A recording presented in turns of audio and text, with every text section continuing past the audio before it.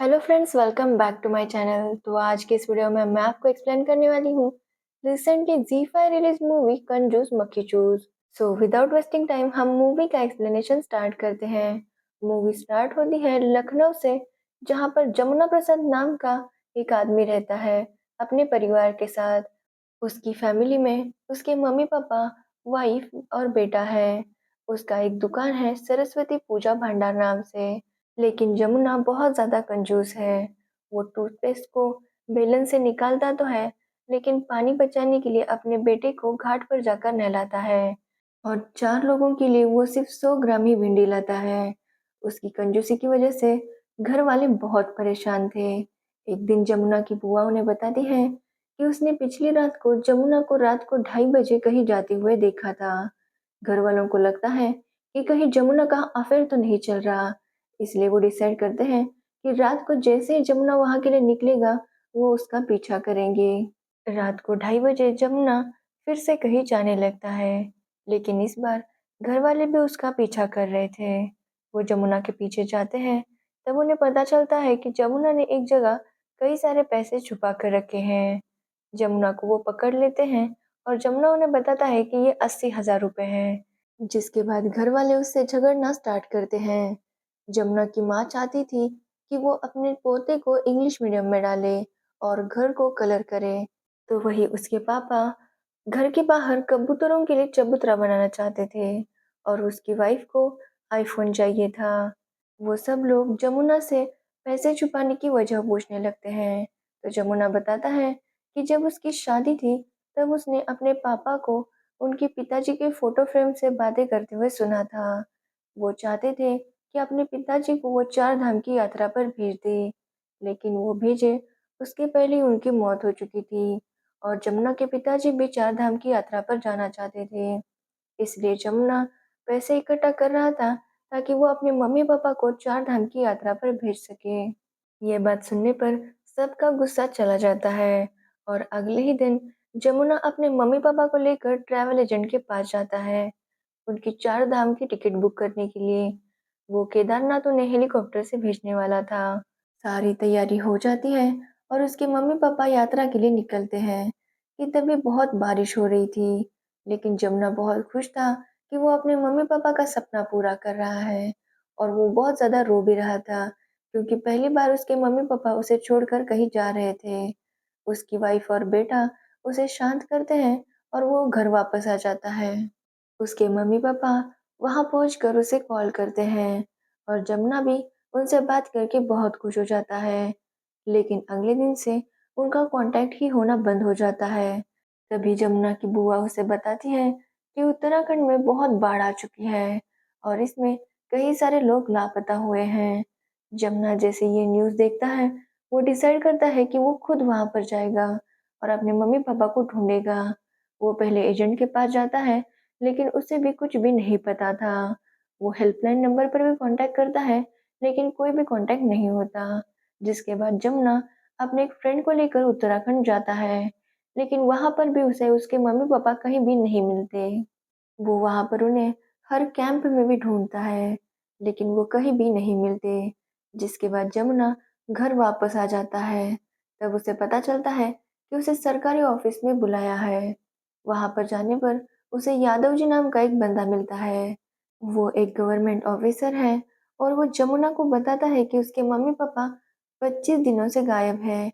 इसका मतलब उनकी डेथ हो चुकी है और जमुना को इन पेपर्स पर साइन करना होगा, क्योंकि सरकार हर लापता हुए व्यक्ति को 7 लाख रुपए देने वाली है और जमुना के तो दोनों माँ-बाप जा चुके हैं, इसलिए उसे 14 लाख रुपए मिलेंगे।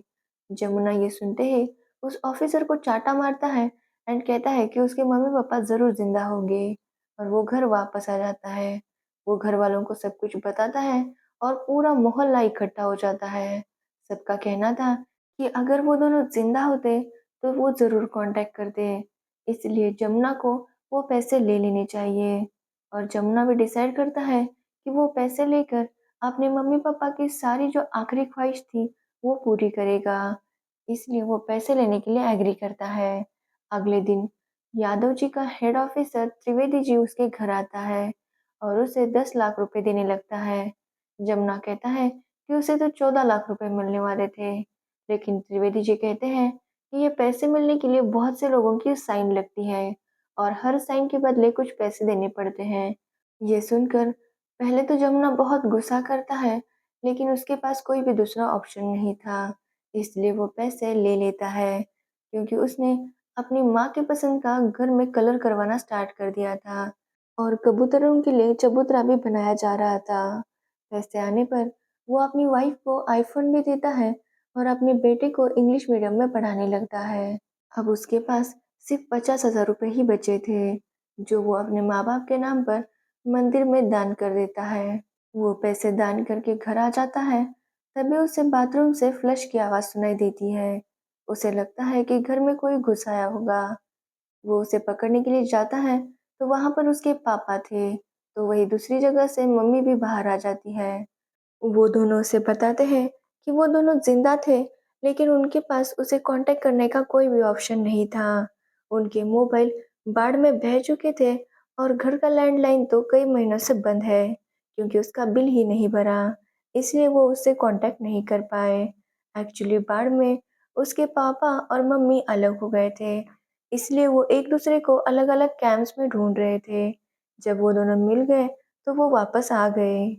जमुना इस बात से बहुत खुश होता है कि उसके मम्मी-पापा ज़िंदा हैं और सोचता है कि वो सरकार को 10 लाख रुपए वापस दे देगा। उसके पापा का कहना था कि वो दोनों फिर से कहीं चले जाएँगे और किसी को पता नहीं चलेगा कि वो ज़िंदा है। लेकिन जमुना ऐसा नहीं चाहता था, इसलिए वो डिसाइड करता है कि वो सरकार को पैसे लौटा देगा। वो अगले दिन सरकारी ऑफ़िस में यादव जी से मिलने जाता है और उन्हें सब कुछ बता देता है। जिसके बाद यादव जी त्रिवेदी जी को लेकर जमुना के घर आते हैं। त्रिवेदी जमुना से कहते हैं कि वो किसी को भी ना बताए कि उसके मम्मी-पापा ज़िंदा है, नहीं तो सब कहीं नुकसान हो जाएगा। जमुना को 10 लाख की जगह 14 लाख रुपए सरकार को वापस देने होंगे, क्योंकि पेपर पर तो 14 लाख रुपए लिखा है। जमुना भी उनसे लड़ने लगता है, लेकिन उसकी कुछ भी नहीं चलती और त्रिवेदी जी उसे धमकी देकर चले जाते हैं। तो वही जमुना के मोहल्ले वाले जमुना के पिताजी को देख लेते हैं और उन्हें भूत समझकर डरने लगते हैं। लेकिन जमुना उन्हें बता देता है कि उसके मम्मी-पापा ज़िंदा हैं और फिर सब लोग मिलकर डिसाइड करते हैं कि जिन लोगों ने उनकी मजबूरी का फ़ायदा उठाया है, अब वो उन्हें भी सबक सिखा कर रहेंगे। जमुना का एक लॉयर फ्रेंड है जो त्रिवेदी जी को लेटर भेजता है, जो कुछ भी हुआ उसके सिलसिले में। अगले दिन त्रिवेदी जी फिर से जमुना से मिलते हैं और उसे धमकी देते हैं कि अगर फिर से उसने ऐसा कुछ किया तो वो उसे मार डालेंगे। अब जमुना की फैमिली डिसाइड करती है कि वो त्रिवेदी को सबक सिखा कर रहेंगे। अगले दिन जमुना मीडिया के पास जाता है और सबको बोलता है कि उसके मम्मी-पापा की 4 धाम की यात्रा में डेथ हो चुकी है, लेकिन उसे पैसे नहीं मिले। जब वो त्रिवेदी के पास गया था, तब उन्होंने उसे धमकाया और बिना पैसे दिए ही वापस भेज दिया। त्रिवेदी को जब मीडिया वाले सवाल पूछते हैं, तो वो फाइल मंगाते हैं, लेकिन जमुना और उसके फ्रेंड ने पिछली रात को ही वो फाइल चोरी कर ली थी, इसलिए उन्हें मीडिया के सामने दिखाने के लिए प्रूफ ही नहीं मिलता। जिसके बाद त्रिवेदी जी पुलिस को लेकर जमुना के घर जाते हैं और वहाँ पर जमुना के घर की तलाशी ली जाती है। उसके माँ-बाप को हर जगह ढूँढा जाता है, लेकिन कहीं पर भी उसके माँ-बाप नहीं मिलते। त्रिवेदी जब घर जाता है, तो उसके घर में ही जमुना के पेरेंट्स थे। जमुना त्रिवेदी से कहता है कि त्रिवेदी ने जानबूझकर उसके पेरेंट्स को छुपा कर रखा था, ताकि वो 14 लाख हड़प सके और ये सब कुछ वो मीडिया वालों को बताएगा।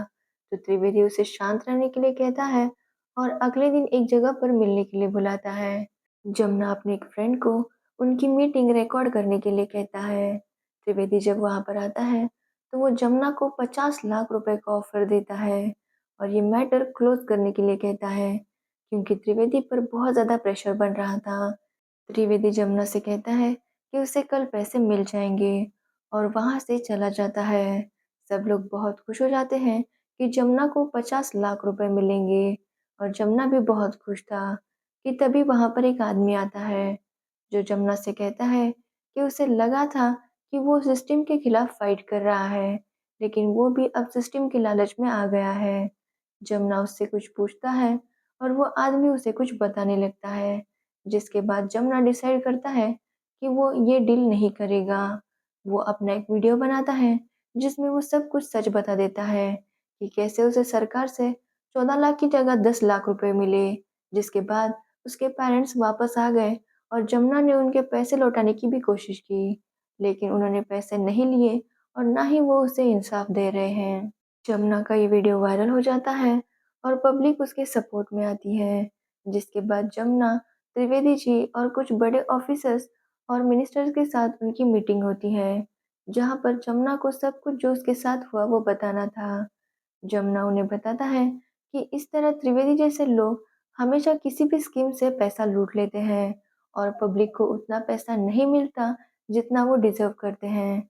यहाँ पर हमें उस इंसान की भी स्टोरी बताई जाती है जो जमुना को वहाँ पर मिला था। उस इंसान के बेटे, बहू और पोता बाढ़ में बह गए थे और उसे 5-5 लाख रुपए मिलने वाले थे, लेकिन उसे सिर्फ आधे ही पैसे मिले और बाकी के पैसे बीच में के ऑफिसर्स खा गए। एंड जो पैसे मिले थे वो उसमें बैंक में रखे थे और बैंक भी डूब गई और अब उसके बुढ़ापे के लिए उसके पास कुछ भी पैसे नहीं है।